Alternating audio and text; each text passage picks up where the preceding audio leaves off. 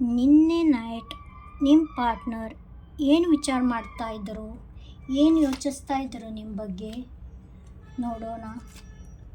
3 ಬಾರಿ ನಿಮ್ಮ ಪರ್ಸನ್ ಹೆಸರು ತೆಗೆದುಕೊಳ್ಳಿ, ಅಂದಾಗ ಇದು ನಿಮಗೆ ರೆಸೊನೇಟ್ ಆಗುತ್ತೆ.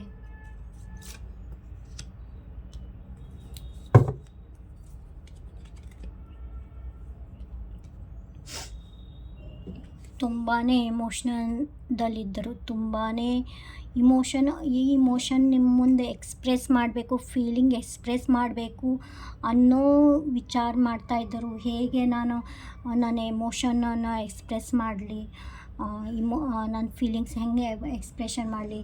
ಕಪ್ ತುಂಬ ಇಮೋಷನ್ನಿಂದ ತುಂಬಿದೆ. ಬಟ್ ಥರ್ಡ್ ಪಾರ್ಟಿ ಇದ್ದಾರೆ, ಎಕ್ಸ್ಟ್ರಾ ಮ್ಯಾರಿಟಲ್ ಅಫೇರ್ ಇರ್ಬೋದು. ಬಟ್ ಆದರೂ ಅವರು ನಿಮ್ಮ ಬಗ್ಗೆನೇ ಯೋಚನೆ ಮಾಡ್ತಿದ್ದರು, ನಿಮ್ಮ ಬಗ್ಗೆನೇ ಅವರು ಇಮೋಷನನ್ನು ಫೀಲ್ ಮಾಡ್ತಾಯಿದ್ದರು. ಹೀಗಾಗಿ ಅವರು ನಿಮಗೆ ಒಂದು ಆಫರ್ ಕೊಡ್ತಾ ಇದ್ದಾರೆ, ಒಂದು ಪ್ರಪೋಸಲ್ ಕೊಡ್ತಾ ಇದ್ದಾರೆ. ಮ್ಯಾರೇಜ್ ಕಮಿಟ್ಮೆಂಟದಿರ್ಬೋದು, ಎಂಗೇಜ್ಮೆಂಟದಿರ್ಬೋದು. ಅವರು ಏನೇ ಈ ತಮ್ಮ ಲೈಫ್ನಲ್ಲಿ ಸಂಪಾದಿಸಿದ್ದಾರೋ ಪ್ರಾಪರ್ಟಿ ಎಕ್ಸ್ಟ್ರಾ ಏನೇ ಅದು ಎಲ್ಲ ನಿಮ್ಮಿಂದನೇ ಆಗಿದೆ ಅಂತ ಅವರು ವಿಚಾರ ಮಾಡ್ತಾ ಇದ್ದಾರೆ. ಇದರದ್ದೆಲ್ಲ ಗ್ರೇಡ್ ನಿಮಗೇ ಕೊಡ್ತಾ ಇದ್ದಾರೆ. ಹೀಗಾಗಿ ಅವರು ಈ ರಿಲೇಷನ್ದಲ್ಲಿ ವರ್ಕ್ ಮಾಡಬೇಕಂತ ಮಾಡಿದ್ದಾರೆ, ಈ ರಿಲೇಷನ್ದಲ್ಲಿ ಎಫರ್ಟ್ ಹಾಕಬೇಕಂತ ಮಾಡಿದ್ದಾರೆ. ಇಷ್ಟು ದಿನ ಅವರು ಈ ರಿಲೇಷನ್ದಲ್ಲಿ ಎಫರ್ಟ್ ಮಾಡಿಲ್ಲ, ನೀವೇ ಈ ರಿಲೇಷನ್ದಲ್ಲಿ ಎಫರ್ಟ್ ಮಾಡಿದ್ರಿ. ಅವರಿಗೆ ಎಲ್ಲ ಥರನೂ ಅವರಿಗೆ ಸಮರ್ಪಿತ ಆಗಿದ್ದಿರಿ. ನೀವು ದುಡ್ಡನ್ನು ಕೊಟ್ಟಿರಬಹುದು, ನೀವು ಮನಸ್ಸಿನಿಂದನೂ ಅವರಿಗೆ ಶರಣಾಗಿದ್ರಿ. ಅದಕ್ಕೆ ಅವರು ಒಂದು ಸೈಕಲ್ ಕಂಪ್ಲೀಟ್ ಆಗಿದೆ. ಹೀಗಾಗಿ ಅವರು ನಿಮ್ಮ ಕಡೆ ಬರೋ ತುಂಬಾ ಚಾನ್ಸಸ್ ಇದೆ. ಅದೇ ಅವರು ಹೇಗೆ ನಾನು ಬರಬೇಕು, ಹೇಗೆ ನಿಮಗೆ ಅಪ್ರೋಚ್ ಮಾಡಬೇಕು ಅದನ್ನೇ ವಿಚಾರ ಮಾಡ್ತಿದ್ದರು.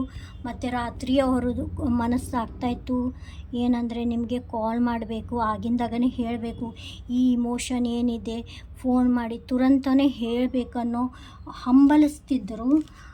ಮತ್ತು ಡಿವೈನ್ ಟೈಮಿಂಗ್ ಬಂದಿದೆ. ಯಾಕೆ ಡಿವೈನ್ ಟೈಮಿಂಗ್ ಬಂದಿದೆ ಅಂದರೆ ನಿಮ್ಮ ಪಾರ್ಟ್ನರ್ಗೆ ಕರ್ಮ ಸಿಗ್ತಾ ಇದೆ.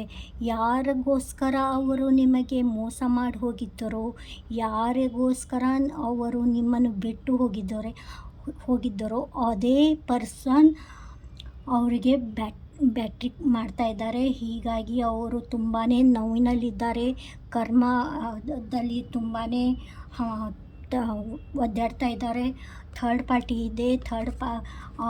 ಥರ್ಡ್ ಪಾರ್ಟಿ ಯಾರಿದ್ದಾರೋ ಅವರು ಅವರ ಮನಸ್ಸಿನ ಮೇಲೆ, ಹೃದಯ ಮೇಲೆ ಹೀಗೆ ಚಾಕು ಹಾಕಿದ್ದಾರೆ. ಸೊ ಈ ಚಾನಲನ್ನು ಸಬ್ಸ್ಕ್ರೈಬ್ ಮಾಡಿ, ಲೈಕ್ ಮಾಡಿ, ಅಂದಾಗನೇ ನಿಮಗೆ ಇದು ರೆಸೊನೇಟ್ ಆಗುತ್ತದೆ.